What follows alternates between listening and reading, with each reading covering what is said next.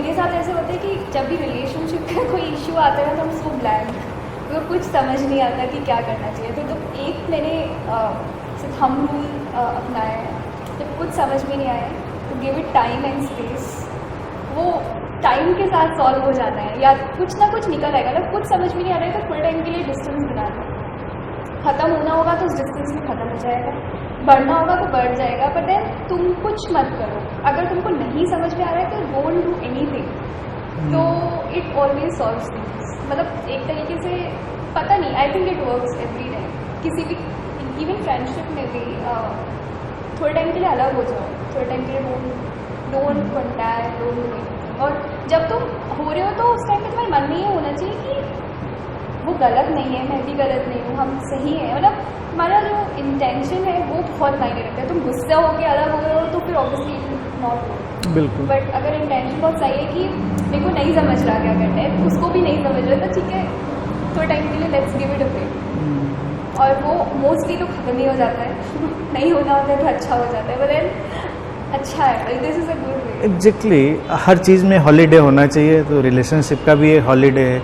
अब जैसे स्पेस की बात हर जगह हर कोई करता है, हर इंटेलिजेंट पर्सन ने, तो स्पेस तो आना ही चाहिए। स्पेस आएगा तो कुछ बेहतर चीज़ें निकल के आएंगी। और रिलेशनशिप ख़राब भी तभी होती है जब स्पेस धीरे धीरे करके ख़त्म हो जाता है चीज़ों में। अब ये तो पक्की ही बात है, कुछ चीज़ें ऐसी हैं लाइफ में जो चलनी ही हैं तो वो चलेंगी, और जो नहीं चलनी है उनको ख़त्म हो जाना चाहिए, जल्दी ही, बहुत जल्द। मतलब अब तो मुझे ऐसे लगता है कि कोई भी चीज़ है, मतलब चाहे वो रिलेशनशिप हो या तुम्हारी लाइफ का कोई भी एलिमेंट हो, अगर उसको 2 साल बाद खत्म हो रहा है तो मैं चाहूँगी कि आज ही खत्म हो जाए। मतलब इतना डिटीरियोरेशन से अच्छा है, if you are feeling it then finish it as soon as possible. Exactly, because life is so short और तुम अपना टाइम ऐसे वेस्ट नहीं कर सकते। ये वैसी ही चीज़ होती, जैसे हम लोगों ने अभी कल वहाँ फार्म हाउस में वो फ्रॉक देखा और ये भी मन बना लिया आधा आधा, मतलब 10% कि चलो इसको ले चलते हैं। अब थोड़ा सा अनयूजुअल सा लगा था, लेकिन अब उसके साथ कौन सी ज़िंदगी बितानी थी फ्रॉक के साथ ले आते मान लो उसको। अब थोड़ा सा ही होता है उसमें फासला, अब उसको पाल लिया जाता, कुछ दिन बेचारे को परेशान करते और खुद भी परेशान रहते उसकी देखभाल में। बाद में एक दिन लगता है कि जाने दो इसको। वो उसका भी टाइम वेस्ट किया, अपना भी टाइम वेस्ट किया। वो बेचारा वहाँ खुश था, अपने जंगल में कूद फांद रहा था, खुश था। हम उसको अपने यहाँ ले आए, बस अपनी क्यूरियोसिटी में ले आए, और हम पक्का भी नहीं थे कि इसको। उस टाइम जब तुम ला रहे थे तो या तो तुम उस टाइम 110% श्योर होते, उस टाइम हम डावाडोल थे कि ले ना ले तो छोड़ो ना, डामाडोली होता है। तो इसीलिए टाइम वेस्ट करने से फ़ायदा नहीं। और अगर उसको आना ही होता तो वो कूद के कार में ही बैठ गया होता हमारे कार में आ जाता कुछ तो कुछ कर लेता वो, ऐसा वो टू वे था नहीं। तो ऐसे ही बहुत सारी चीज़ें होती हैं। और अनंत में भी एक मिस्ट्री रही है, जैसे मेरे साथ तो ये मिस्ट्री है, और एग्जिस्टेंस का मिस्टीरियस ब्लेसिंग ही कहेंगे कि पिछले इतने सालों में, जितने साल से पब्लिक लाइफ में वर्क कर रहा हूँ, बहुत लोग मेरे पास आए हैं, गए हैं, आए हैं, गए हैं। बहुत कम लोग सस्टेन होके चल रहे हैं धीरे धीरे करके। बुखार वाले तो कभी नहीं चले, ये तो बिल्कुल फैक्ट है। सस्टेन होते हुए वो धीरे धीरे चल रहे हैं, उनकी अपनी डेस्टिनी है। लेकिन अच्छी चीज़ क्या हुई हमेशा, जो मैंने देखी और दूसरे लोग भी जो अब साथ जुड़ चुके हैं उन्होंने भी देखी, कि वही रिलेशनशिप या वही चीज़ उसी नोट पे, उसी इंटेंसिटी पे बरसों खिंच सकती थी। मतलब उसमें कोई, मेरे यहाँ वो व्हील बहुत तेज़ घूमता है। जो व्हील 10 साल में घूमना है वो पता है 10 महीने में ही घूम गया, और 10 महीने में वो सब कुछ निकल आएगा। प्यार, मोहब्बत, घृणा, ईर्ष्या सब निकल के एग्जॉस्ट ख़त्म। चलने लायक इंसान होगा तो चलेगा, नहीं तो वो विदा हो जाएगा। तो एक सेंस में जैसे कोई मुझसे पूछता है कि जो चला गया उसका क्या लाभ हुआ, मैं कहता हूँ कि बहुत लाभ हुआ उसका। लाभ का मतलब ये तो नहीं है कि मैं क्रेडिट लूँ या वो मुझको क्रेडिट दे। अब मेरा काम तो कॉस्मिक हैपनिंग का जैसा है। अब सूरज की तरह से, अब उसमें किसका बना, किसका बिगड़ा, कौन सा फूल खिला, मतलब इसका कौन हिसाब रखे।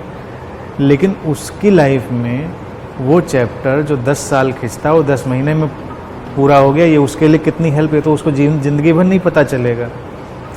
मेरे साइड से अगेन मेरे लिए हेल्पफुल ये है कि मेरा इतना टाइम बचा, क्योंकि वो 10 साल वही करता और 10 साल के बाद एंड में भी वही करता जो उसने 10 महीने में किया। तो इट्स बेटर 10 महीने में करो और 10 हफ्ते में करो, जितनी जल्दी हो उसको। यही हर चीज़ का होना चाहिए खासतौर से। और यहाँ मेरे साथ तो ये as a blessing it is always there. और जैसे ही कोई किसी चीज़ को क्लेम करता है, अगेन ये ब्लेसिंग है, कॉस्मिक ब्लेसिंग मेरा। जिस चीज़ को कोई क्लेम करेगा या तो 100% श्योर है, पक्का कि ये चीज़ है जो वो कर। Again the ironical part, 100% sure भी कैसे हो सकता है? नहीं हो सकता है किसी किसी चीज़ में, दिल इस समय कह रहा है मेरा 100%, तो आयरोनिकल पार्ट है वो क्लेम नहीं करेगा। सबलाइम पार्ट्स में व्हेनेवर एनीबडी वेरी श्योर, वो क्लेम नहीं करेगा। सबलाइम चीज़ें कभी क्लेम नहीं करी जाती। इवन ये क्लेम भी कोई कहता है कि मैं किसी को प्यार करता हूँ, करती हूँ, क्यों कहते हैं? जब कोई कहता है वो प्यार कम होता है। जिस दिन बहुत ज़्यादा होता है कोई क्लेम नहीं करता, वो कहीं नहीं पता क्या कहना, वो बड़ा हल्का लगता है, वो कहने में बहुत सुपरफिशियल, बहुत शैलो लगता है इंसान को। उसी दिन वो श्योर होता है जिस दिन उसको लगता है क्या कहना है, मतलब कहना। और अगर कोई पार्टी इस बात का वेट कर रही हो तो वो पार्टी भी हल्की ही लगने लगती है फिर। Then again that party should go, कोई उससे फ़र्क नहीं पड़ता है। तो जैसे कोई क्लेम करता है, एक और मज़ेदार चीज़ मैंने देखी, तो तुरंत उसका कोई ना कोई टेस्ट खड़ा हो जाएगा।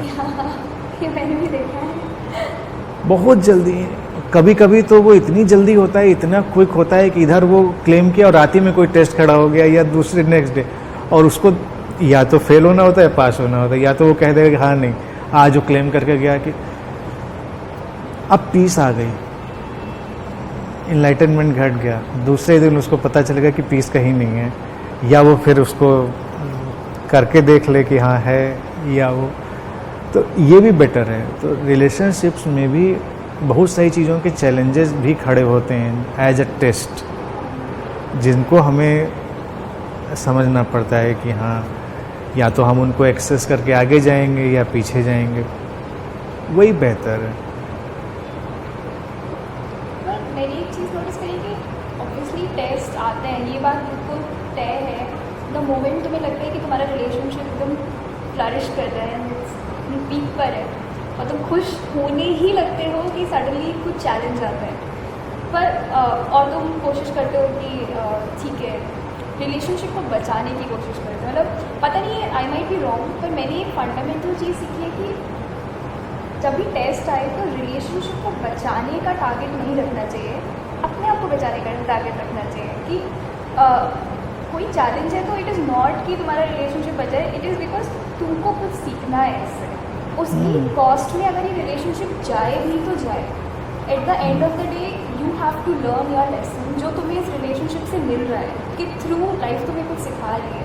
तो अगर तुम्हारा मेन टारगेट होगा कि बच जाए ये कैसे भी करके, तो हो सकता है यू माइट वो चूक जाओगे तुम उस लेसन से। बिल्कुल बिल्कुल। तो इट इज़ लाइक हमेशा, मतलब I know it is very selfish, but be selfish is good, I think. Focus on yourself, कोई बुराई नहीं है। और ये भी देखिए एक मिथ है, हम लोगों ने एक सोसाइटी में परमानेंट रिलेशनशिप का कॉन्सेप्ट देके एक बहुत बड़ी प्रॉब्लम खड़ी कर दी है। एक्चुअल में रिलेशनशिप्स तो एक नदी की तरह बहती हुई इवेंट है।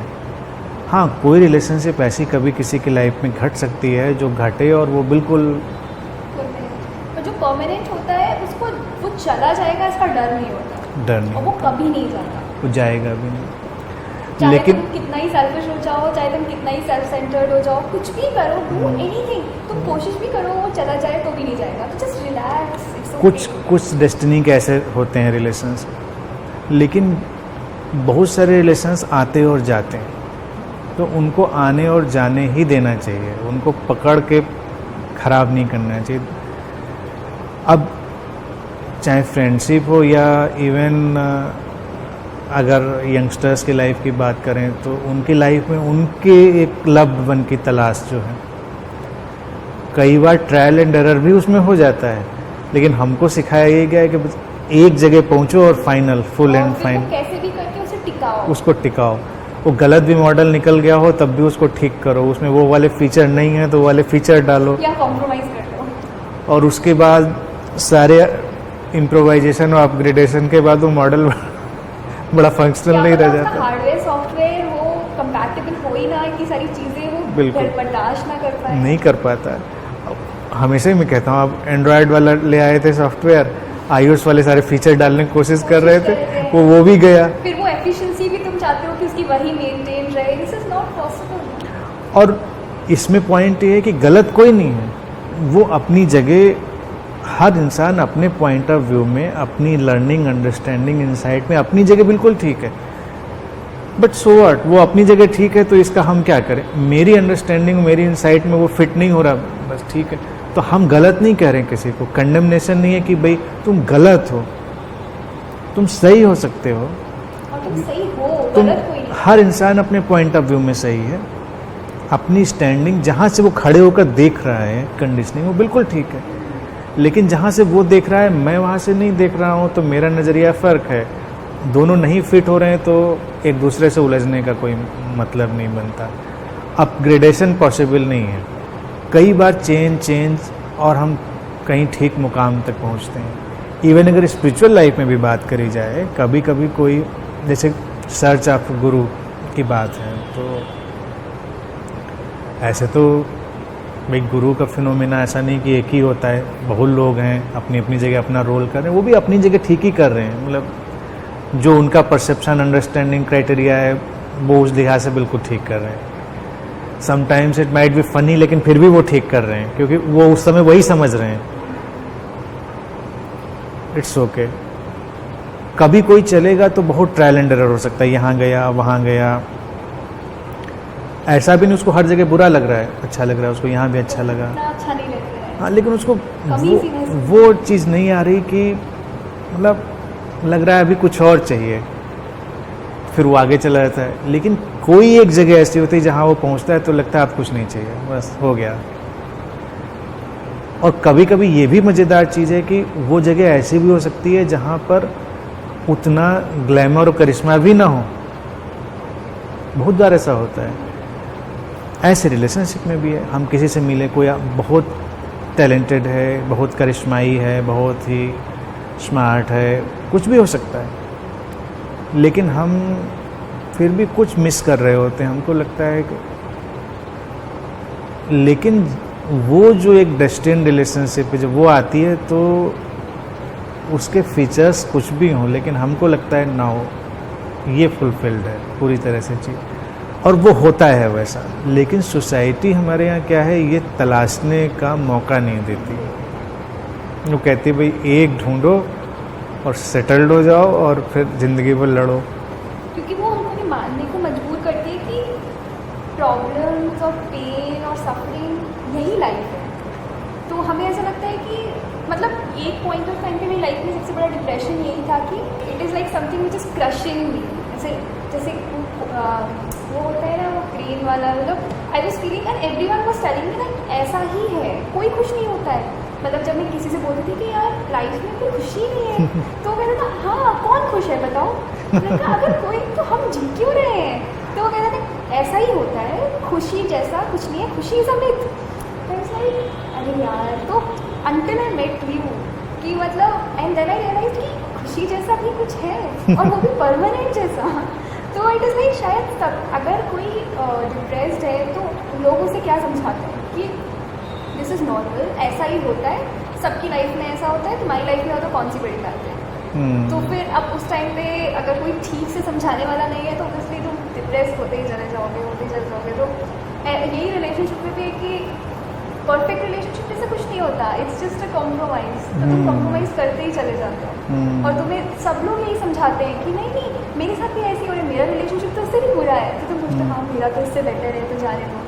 तो तुम खींचते ही चले जाते हो और उस दौरान तुम्हारा कितना टाइम, एनर्जी, बिल्कुल बात टाइम एनर्जी की भी नहीं है, तुम्हारा इंटरनल स्ट्रक्चर भी बहुत कुछ चेंज हो जाता है। बहुत change यू हो आर जाता है। नॉट द सेम पर्सन तुमने जहाँ से स्टार्ट किया, बोला और ये क्राइटेरिया तो बहुत लेवल पे लागू होता है, इवन जिन फैमिलीज़ में डोमेस्टिक वायलेंस है, और अगर वो वैसे ही लोगों से मिल रहे हैं जो डोमेस्टिक वायलेंस के शिकार हैं, तो वो कह रहे हैं अरे तुम्हारे यहाँ तो हफ्ते में 3 ही दिन, हमारे यहाँ तो 7 दिन होता है। वो कहेंगे अच्छा हमारे तो 4 दिन होता है, कि ठीक है हम तो बेटर हैं।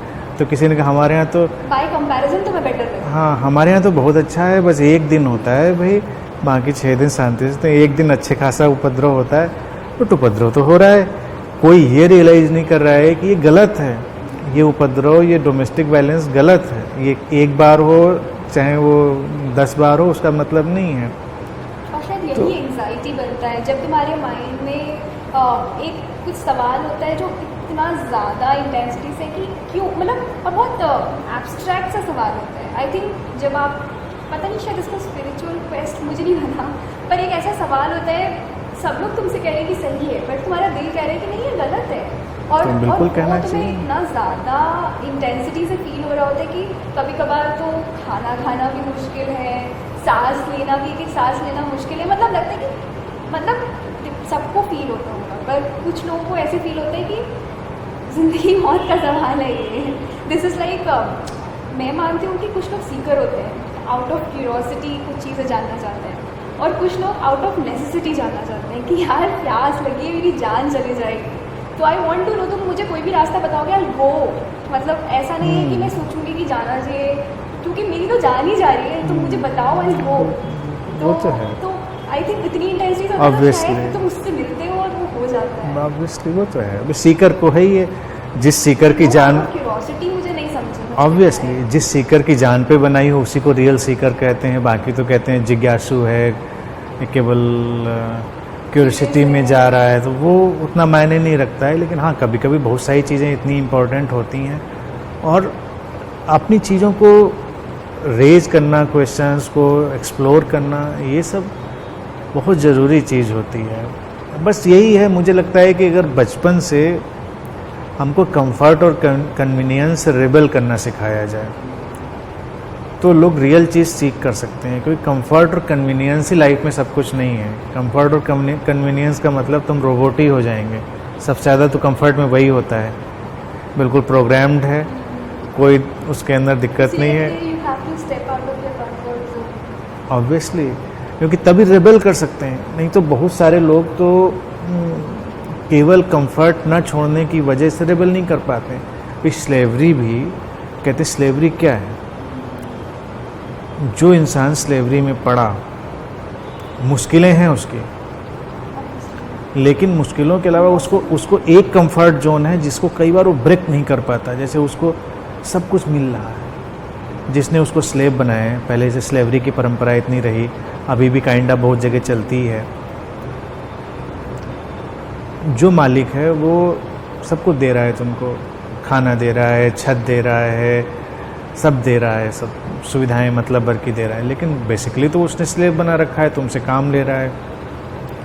अब वो जो स्लेव है वो उस इजी कंफर्ट को कई बार ब्रेक नहीं कर पाता। जिस दिन कोई ब्रेक करता है कि नहीं चाहिए मुझको ये, वो तोड़ पाएगा। नहीं तो उसको लगता है तो बड़े आराम से मिल रहा है, हमको तो बिना कुछ किए चीज़ें मिल रही हैं। तो इसी तरह से किसी भी, चाहे वो रिलेशनशिप हो लाइफ की या कोई भी चीज़ हो, कंफर्ट को जिस दिन कोई अपने ब्रेक करता है उस दिन रेबल करता है कि ठीक है होगा, थोड़ी मुश्किलें आएंगी, लेकिन मुश्किलों से कौन, हाँ मुश्किलों से कौन डरता है? क्या डरना मुश्किलों से? मुश्किलों से डरेंगे तो फिर ऐसे काम कैसे होगा? तब रास्ते निकलते हैं। मेरे साथ ऐसे तो कोई भी प्रॉब्लम है, कुछ है, तो मैं उसको यही कोशिश करती हूँ कि जब तक मैं कर सकती हूँ, अपने आप को स्ट्रेच कर सकती हूँ, जब तक मैं बर्दाश्त कर सकती हूँ तब तक करूँगी, और जब नहीं कर पाऊँगी तो मैं आपको बोल दूँगी और सब सही हो जाएगा। Which happens, but I do it till ऐसा होता है कि नाउ आई कांट। और जब ऐसे होता है तो शायद मुझे बताना भी नहीं पड़ता और वो अपने आप ही सॉल्व हो जाता है। ऐसा कभी नहीं होता कि आप करते हैं, बट एक होता है ना, जैसे जब मैंने साइकिल चलाना सीखा था तो पापा ऐसे पीछे साइकिल पकड़ लेते थे, तो मुझे बहुत बाद में पता चला कि पापा नहीं थे पीछे, और हम साइकिल चला के आगे निकल जाते थे और मुझे लगता था हैं वो पीछे हैं और वो पकड़े हुए हैं, तो मैं एकदम इंडिपेंडेंटली चला लेते थे।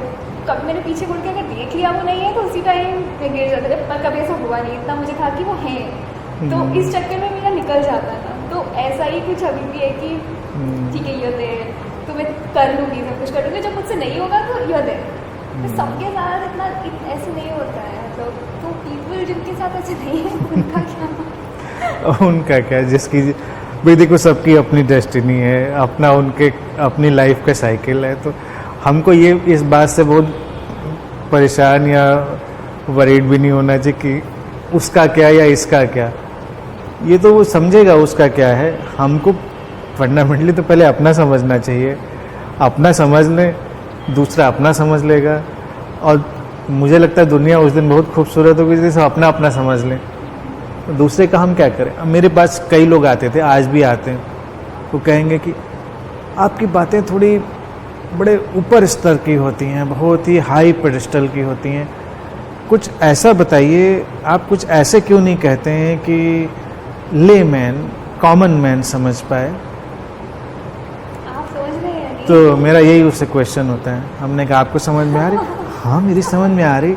मैंने कहा आप अपने को कॉमन मैन में रखते हैं या अनकॉमन मैन में रखते हैं?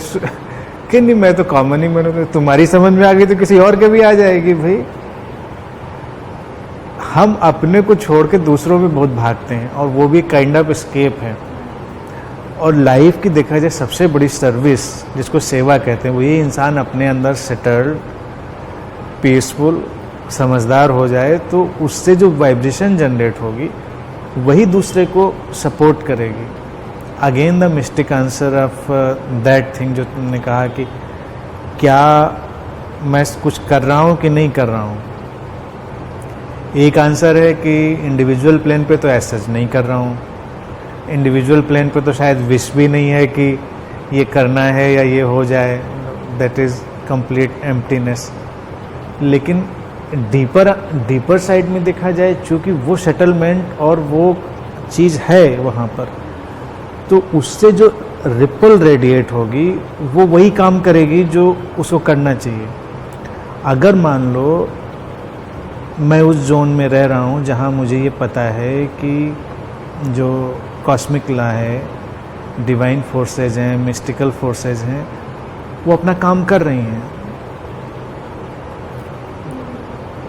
और इंसान कभी भी अकेला नहीं है, उसको पूरी तरह से पूरा बैकअप मिला हुआ है पूरी यूनिवर्स का। तो ये नोइंग ट्रांसफ़र हो जाएगी, जो रिलेट करेगा मुझसे उस पे ये नोइंग चली जाएगी। तो कहीं डीप डाउन उसको भी लगेगा कि हाँ सब हो सकता है, चीज़ें हो रही हैं, I can do, it is possible. तो उस सेंस में रोल है भी, क्योंकि अगर कहीं पर वो कनेक्टिविटी नहीं होगी तो उसको शायद ये चीज़ नहीं फील होगी। यहाँ पर वो चीज़ फील इसलिए हो रही है क्योंकि वो चीज़ है, वो नोइंग यहाँ की एयर में तैर रही है, तो उस नोइंग से कनेक्ट हो जाएगा पर्सन। तो बोथ वे पर ये चीज़ है, करने ना करने की। इंडिविजुअल प्लेन पे तो देखो कोई भी मास्टर नहीं करता, जो क्लेम करते भी हैं वो शैलो हैं, अभी थोड़ा इग्नोरेंट स्टूपिड ही कह लें उनको, क्योंकि क्लेम करने जैसा भी कई बार उनको लग सकता है कि वो आए, उन्होंने किसी के सिर पे हाथ रखा, आदमी ठीक हो गया, उन्होंने किसी से कहा कि जाओ ठीक हो जाएगा सब, और वो हो गया। उनको लगने लगता है शायद मेरे ठीक हो जाएगा कहने से ही ठीक हुआ, या मेरे सिर पे हाथ रखने से हुआ।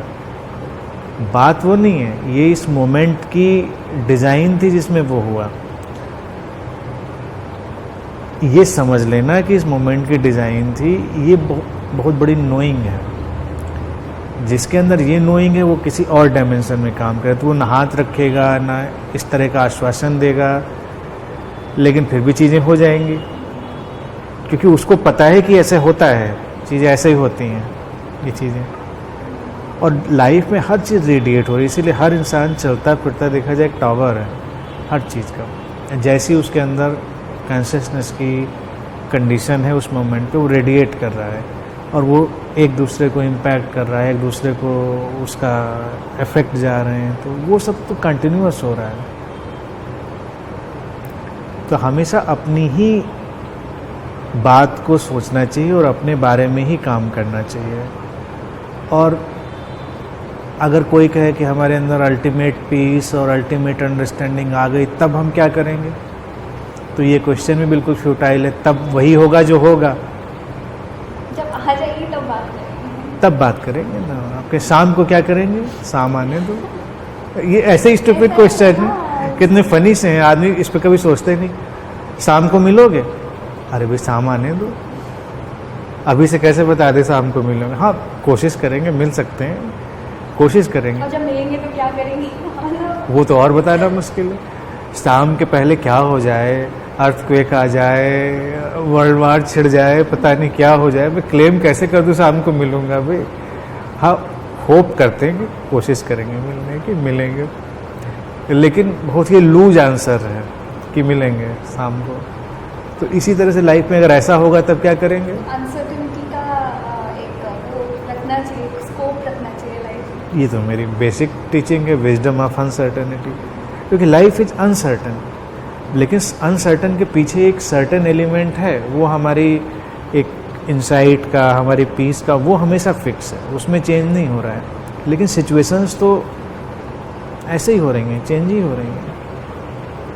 हाँ वैसे ये चीज़ है कि मतलब पहले मतलब मुझे लगता है कि बेसिक जो है बहुत ही फंडामेंटल गलती हम करते हैं वो ये करते हैं कि जो हमें मतलब मैं तो एटलीस्ट पता नहीं अभी भी ठीक से समझ पाए हुआ है नहीं, पर अभी मैंने ये रियलाइज़ किया कि हम जो सोच रहे हैं ना सबको सब वैसे ही सोच रहे हैं, मतलब जैसा हमें लग रहा है दुनिया को भी वैसा ही लग रहा है। तो हम अपनी तरह से सबको, इसलिए हमें लगता है कि मुझे दुख हो रहा है, तुम्हें भी दुख होना चाहिए, या मुझे, मैं हमेशा ऐसे करते थे कि देखो मुझे कितना ज़्यादा फील हो रहा है इस चीज़ को लेकर, तुम्हें क्यों नहीं फील हो रहा है। तो इसलिए कितना मतलब इतना अनजस्टिफाइड है कि ठीक है उसे नहीं फील हो रहा है। जैसे कि अगर मैं कहूँ कि मैं गुरुजी से ना अटैच्ड हूँ, तुम क्यों नहीं हो, तो ऑब्वियसली क्यों नहीं हो, मतलब ठीक है तुम नहीं हो, नहीं है, उसका अपना वही नेचर है। क्यों का तो क्यों का कोई जवाब क्यों नहीं का होता। कोई तो प्रश्न नहीं उससे है। क्या होता है कि तो उससे बहुत सारी चीज़ें उलझती हैं। जैसे कि मैं अगर रिलेशनशिप में भी हूँ, मैं एक्सपेक्ट कर दूँ कि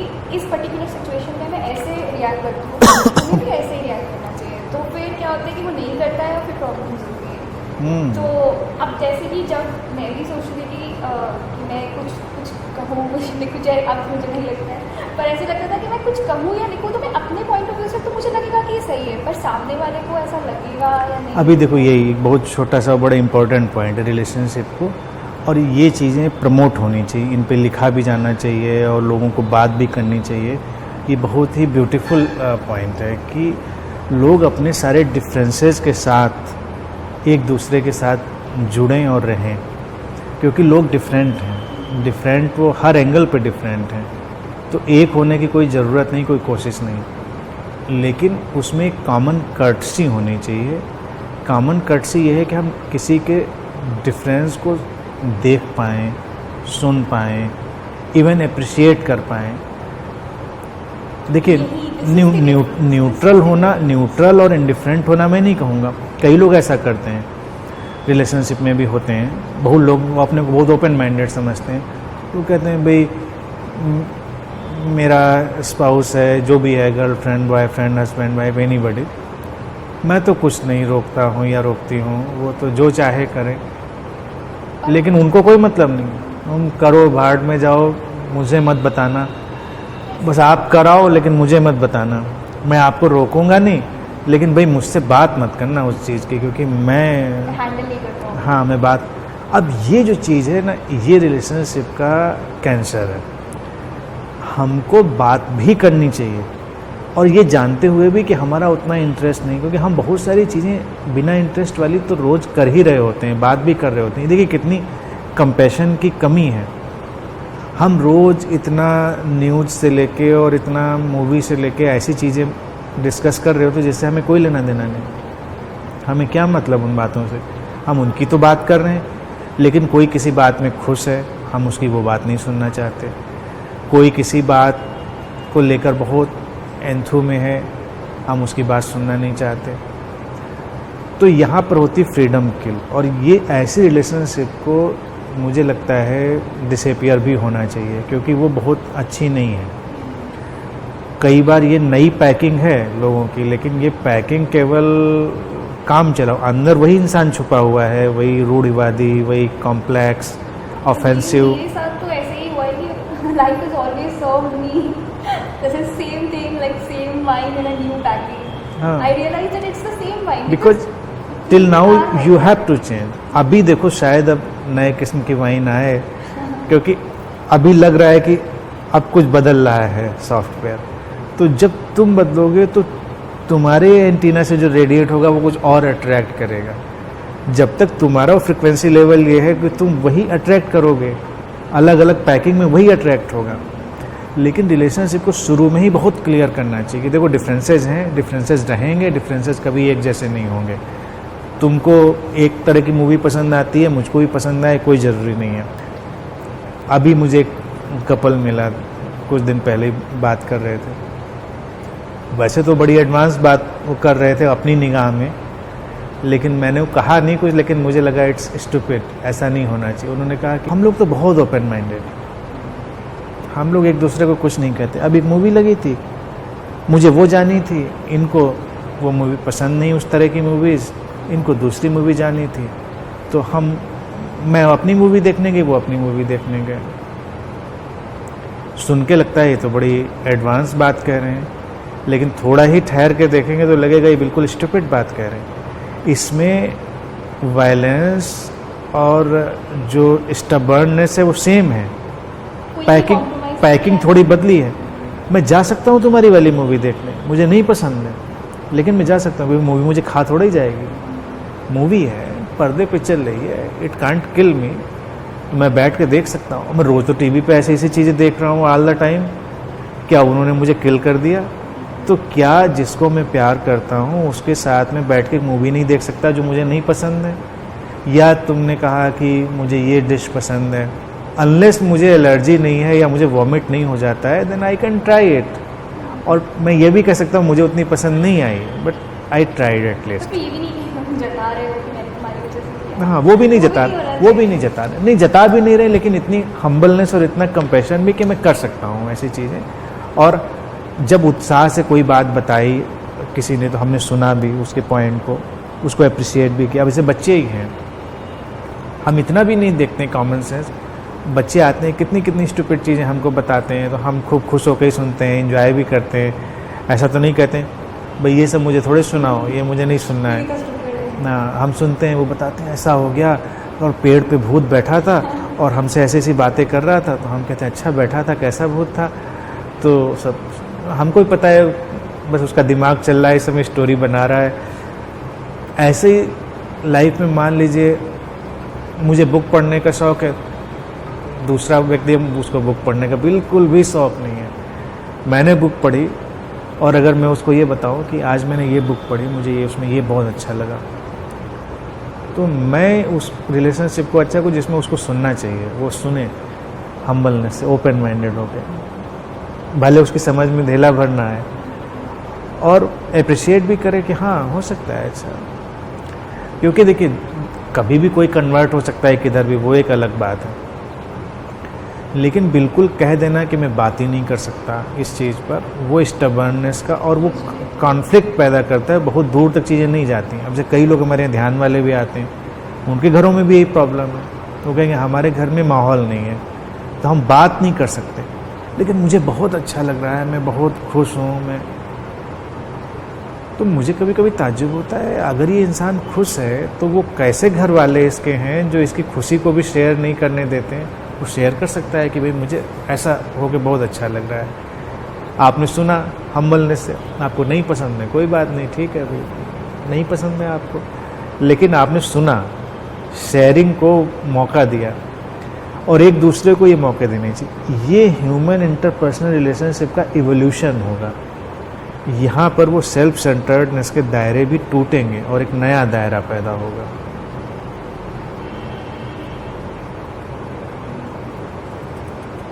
इवन डिफरेंट व्यूज हो सकते हैं। तो पता है प्रॉब्लम कहाँ आती है? मतलब मैं अपनी पर्सनल लेवल पे बोलूँ तो मैं एक चीज़ है विच आई कांट बेयर कभी भी, मतलब आज भी या आज से 10 साल, there is one thing I can not tolerate is when people take things for granted. मतलब मैं स्पेशली कोई भी मेरे लिए कुछ थोड़ा सा भी करता है ना, तो एक तरीके से मेरे ऊपर एक मतलब प्रेशर नहीं है, बट देन उसके लिए रिगार्ड आ जाता है मेरे कि वो ठीक है, उसने मैंने किया। और दुनिया बहुत बड़ी है और बहुत सारे लोग हैं, पर जब तुम्हें ज़रूरत होती है उस टाइम पे अगर कोई तुम्हारी कोई नहीं होता तुम्हारी मदद करने के लिए, मतलब हार्डली कोई होता, जब तुम्हें ज़रूरत है तो कोई तुम्हारे लिए कुछ कर रहा है।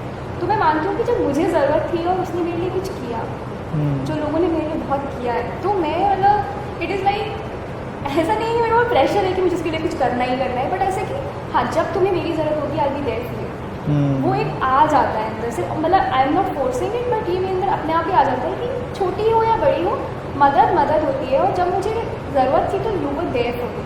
तो when people take things for granted, कि मैं ये नहीं कह रही हूँ कि मैं जता रही हूँ कि मैंने तुम्हारे लिए किया, बट अगर तुम्हें उसका रिगार्ड नहीं है कि someone is doing something for you and you are just taking it for granted, तो मुझे ऐसे लोगों से बहुत प्रॉब्लम होती है। एंड वो देखिए वो कंसेप्ट एग्जैक्टली दोनों किस्म के लोग हैं। और ये देखिए कम इवॉल्व व्यक्ति का निशानी है। ये टेकन फॉर ग्रांटेड लेने वाला व्यक्ति अभी अपनी जो इनर कंडीशन है उससे बहुत इवॉल्व नहीं है। इवॉल्व वही व्यक्ति है जो बहुत ग्रेटिट्यूड से चीज़ों को लेता है, क्योंकि लाइफ में ग्रेटिट्यूड बहुत इंपॉर्टेंस रखता है और बहुत वाइटल चेंजेस लाता है। वहाँ पर क्या है, इतना कोऑपरेशन उसको मिलता है नेचर का कि वो इमेजिन नहीं कर सकता। एक चीज़ इतनी मैग्नीफाई हो जाती है, इतनी गुना बढ़ जाती है अगर हम ग्रेटिट्यूड फील कर पाएँ। भाई चोरी या ऑफेंस या जितनी भी चीज़ें हैं वो आती तो इसीलिए आदमी को ट्रस्ट नहीं है कि कोई मेरी मदद करेगा या कोई लोग इतने अच्छे हैं तो हमको अटैक करना है, हमको चीज़ छीननी है, मिलेगी नहीं तो छीननी है। तो ये अभी कम इवॉल्व पर्सन है। लेकिन जब हमें कुछ मिलता है और बिना मांगे मिलता है तो ग्रेटिट्यूड फील करना चाहिए और थैंकफुल रहना चाहिए। ऑब्वियसली ऐसा नहीं कि गणित की तरह से हमको इसके लिए कुछ करना है। मैथमेटिक्स बहुत ज़्यादा नोट कर लेते हैं, मैथमेटिक्स की तरह नहीं, उसने मुझे इतना दिया तो मैं उसको इतना, ये नहीं है मैथमेटिक्स की तरह नहीं। उसको लगना चाहिए कि हम कुछ करेंगे, हम इग्नोर नहीं करेंगे। और इवन इससे भी लार्जर चीज़ है, मैं अगर इसको और लार्जर पर्सपेक्टिव में देखूं तो उसको ये आना चाहिए कि कभी कोई ऐसी सिचुएशन में होगा तो मैं भी उसके लिए ऐसा करूँगा, न कि पर्टिकुलर पर्सन ए ने मेरे साथ किया था तो मुझे ए के लिए ही करना है और कल को बी उस सिचुएशन में दिखा तो मैं नहीं करूँगा। ये भी अभी कम इवॉल्व है। ए ने किया हमारे लिए, हम उसके लिए बहुत ग्रेटिट्यूड में, कभी ऐसा वक्त आया तो उसके लिए भी हम ज़रूर करेंगे।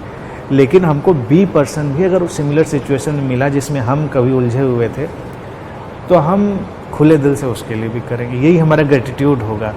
और ये बहुत लार्जर स्थिति है, देखा जाए इवॉल्व्ड स्थिति है। एक चीज़ जो मैंने एक और चीज़ देखी जो आप कह रहे हैं उसी से रिलेटेड है। मतलब ऐसे हुआ है कि मैंने वक्त को पलटते हुए इतना देखा है कि अब मुझे बहुत ही मतलब वक्त की मिस्ट्री अब मुझे समझ में आने लगी है। वक्त जब पलटता है ना सबको खेल दिखाता है वो। तो एक टाइम पे तुम रो रहे थे जिसने तुम्हें रुलाया, मतलब मैंने दोनों देख लिए। एक टाइम पे तुम रो रहे थे ऐसे बहुत ही परेशान थे और फिर वक्त पलटा और वो एग्जैक्ट उसी सिचुएशन में था।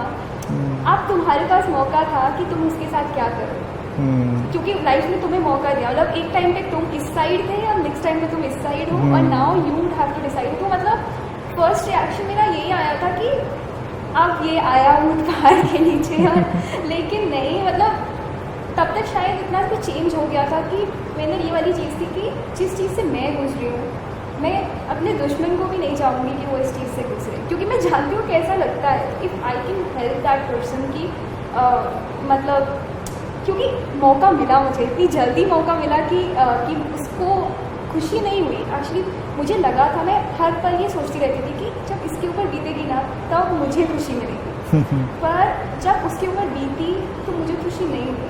आई कैन मतलब मुझे इतना बुरा लगा बिकॉज आई वाज लाइक क्यों हुआ, मतलब मुझे बहुत बुरा लगा एंड आई वाज लाइक कि ठीक है if I can help you. मतलब ये था कि कुछ भी हो तो मैंने कहा कि ठीक है मैं तुम्हारी मदद कर सकती हूँ तो मैं करूँगी, because I don't want to see anyone in this state. तो एक वो होता है कि पता नहीं क्यों मतलब बदला एंड ऑल मुझे नहीं लगता कि किसी के भी अंदर इतनी आसानी से आता है। मतलब पता नहीं मेरे अंदर तो नहीं आया। मतलब बदला है समथिंग, किसी ने तुम्हें गोली मार दी तुम्हारा ना कभी हिम्मत नहीं होगी किसी और को गोली मारने की, तुम्हें पता है गोली मारने के बाद कैसा लगता है, कैसा पेन होता है, तो तुम क्यों किसी और को करो, उसी सेम इंसान को भी तुम नहीं मार पाओगे। बट लोग करते हैं ऐसा, लोग करते हैं, देखिए वो उनकी अपनी पर्सनल चीज़ें हैं, लेकिन ये है कि इवॉल्व्ड स्थिति यही है कि जब हम किसी मुश्किल सिचुएशन में पड़ते हैं तो हमको रियलाइजेशन ये होना चाहिए कि इस स्थिति में कोई और ना पड़े। और मुझे ऐसा लगा कि शायद जानबूझ के लाइफ में मुझे ये दिखाया कि वक्त पलटता है, और जब भी तुम्हारा वक्त गलत हो तो ये मत समझना कि वक्त पलटेगा नहीं, पलटता है, समझना चाहिए। अब देखो, अगर एक सिचुएशन में एक पॉलिटिकल सिनेरियो बताएं इसी एग्जाम्पल पे, अब गांधी जी का जैसे इतना बड़ा नाम हुआ, तो इवॉल्व व्यक्ति थे, अब बहुत ही सुप्रीमली इवॉल्व व्यक्ति थे ऐसा कहा जाए तो नहीं है, लेकिन ये है कि आम लोगों से तो बहुत ज़्यादा इवॉल्व व्यक्ति थे। घटनाओं को देखने का पर्सपेक्टिव जो था उसने उनको महान बनाया। अब वही साउथ अफ्रीका में जब कहते हैं उनको एक अंग्रेज़ ने ट्रेन में ह्यूमिलिएट किया, उनको धक्का देके सामान बाहर फेंक के प्लेटफॉर्म पे फेंक दिया, तो उनके अंदर का रिएक्शन बड़ा फ़र्क था। एक रिएक्शन तो यही था बदले वाला कि मैं इसको नहीं छोड़ूंगा, लेकिन वो बड़ा इंडिविजुअल रिएक्शन होता। उनके अंदर जो थॉट आया वो बड़ा अलग था, जिसने उनको कहा जाए गांधी बना दिया। उनको लगा कि ये व्यवस्था है, सोच है जो ऐसा करवा रही है, इसकी गलती नहीं है जिसने मुझको धक्का दे के निकाला। ये अपने को मुझसे सुपीरियर समझता है क्योंकि इसकी जो स्किन है वो वाइट है, ये अपने को सुपीरियर समझता है। क्यों ऐसा है समाज में? तो उन्होंने कहा, उनके अंदर बिल्कुल भी नहीं है कि मुझे इसको मारना है या इससे बदला लेना है। उनको लगा कि मैं कुछ ऐसा करूँगा कि ये व्यवस्था बदले, लोगों की ये सोच बदले, ये वाइट और ब्लैक का जो अपार्थिड है, रंग भेद है, ये बदले। मैं इस पर काम करूँगा।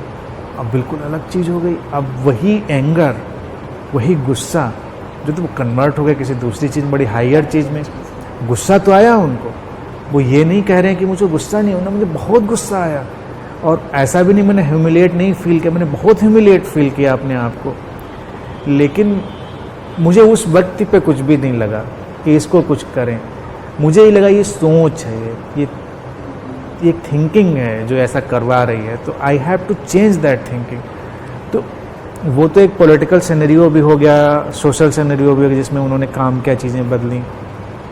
लेकिन अगर रिलेशनशिप्स के सिनेरियो में भी हम देखें, जो डेली लाइफ के रिलेशनशिप्स की हैं, तो उसमें भी हम यही देख सकते हैं कि ये भी तो एक थॉट है, एक थिंकिंग है जो लोगों के जहन में ऐसे चल रही है, जो उनसे ये सब करवा रही है। तो मैं इस इंसान से क्या उलझूँ? ये तो उस थिंकिंग का शिकार है।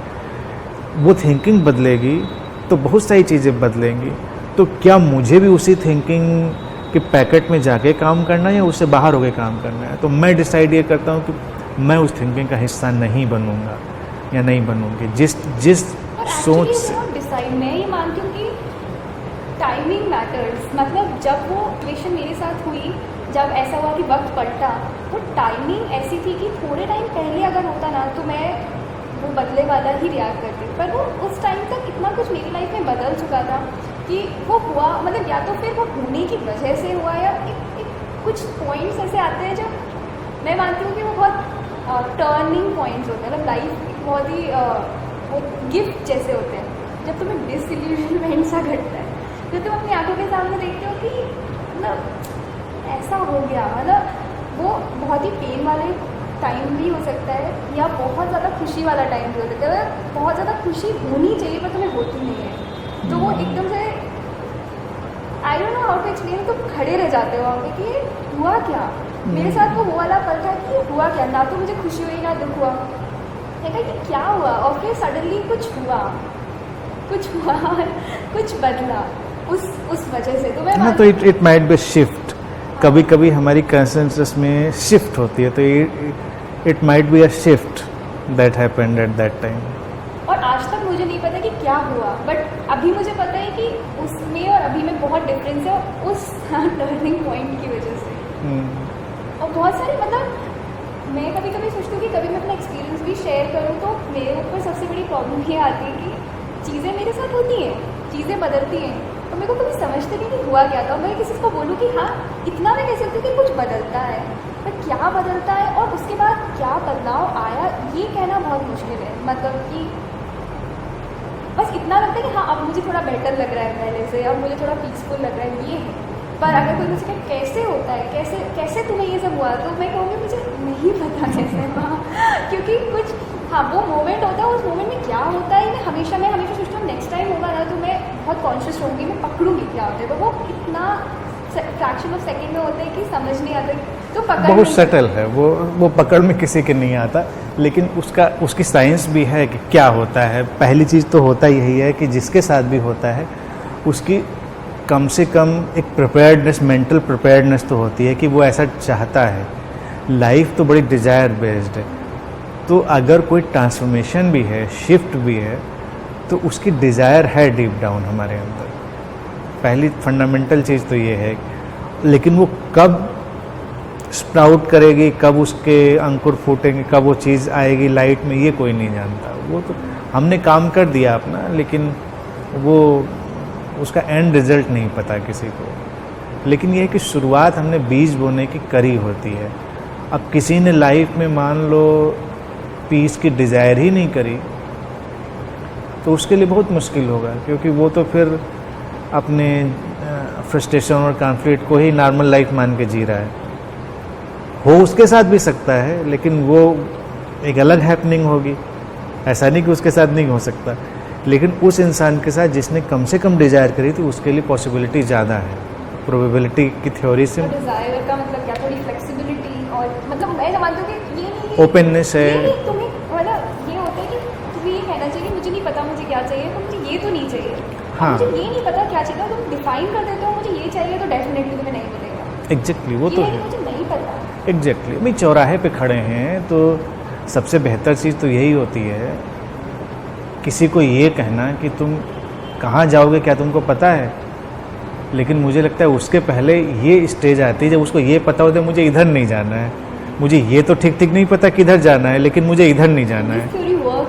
हाँ, मुझे इस रास्ते नहीं जाना, इस रास्ते नहीं जाना, तो रास्ते कम होते चले जाते हैं कि फिर अब ये 2 बच गए, फिर ये भी नहीं जाना है तो 1 बच गया, तो चलो इधर ही चलते हैं। जब रास्ते उसमें क्या होता है कि 2 रास्ते तुम्हारे पास बचे, तुम आँख बंद करके किसी भी रास्ते निकल जाओ, तो फिर तो अगर तुम गलत भी हो गए तो कोई शिफ्ट कुछ ना कुछ ऐसा धक्का लगेगा और तुम सही रास्ते आ जाओ, बढ़ जाओ, मतलब चले निकल ही जाते हैं। उस समय हम निकल ही जाते हैं। अगर मान लीजिए चौराहे पे 4 रास्ते थे और 3 पे तुम्हारा नो हो गया तो एक ही बचा, तो ऑब्वियसली एक पे धक्का लगेगा और बढ़ ही जाएंगे आगे।